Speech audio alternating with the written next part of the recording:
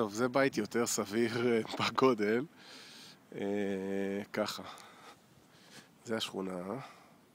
שכונה נחמדה. יש מדרגות קצת שאתה צריך לעלות, זה קצת מבאס. פה יש את המרפסת לכיסא הנדנדה. לשבת עם הרובה על הברכיים. סלון.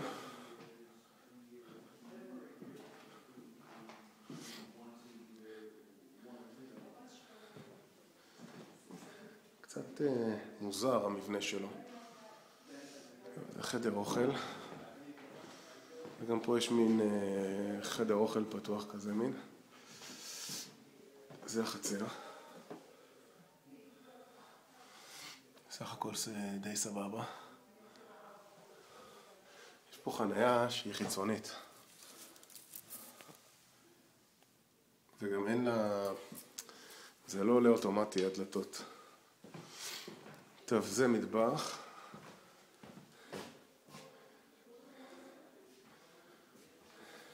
בסדר. אמבטיה פה.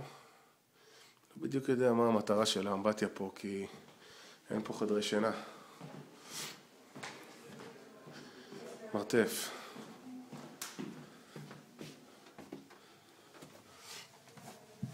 חדר גדול, אין פה יותר מדי.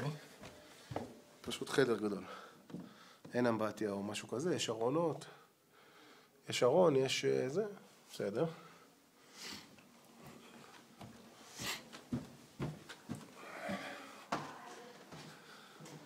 אח של עץ.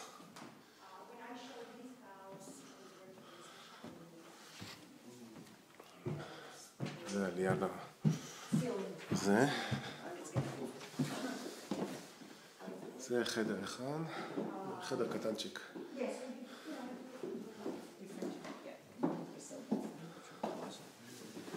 זה אמבטיה פה. בקומה הזאת יש רק אמבטיה אחת. זאת אומרת, בחדר הורים אין אמבטיה.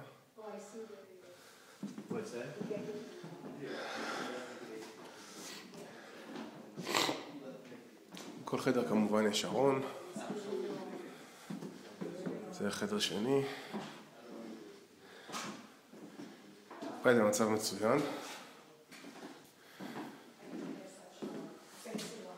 זה החדר הכי גדול כאילו.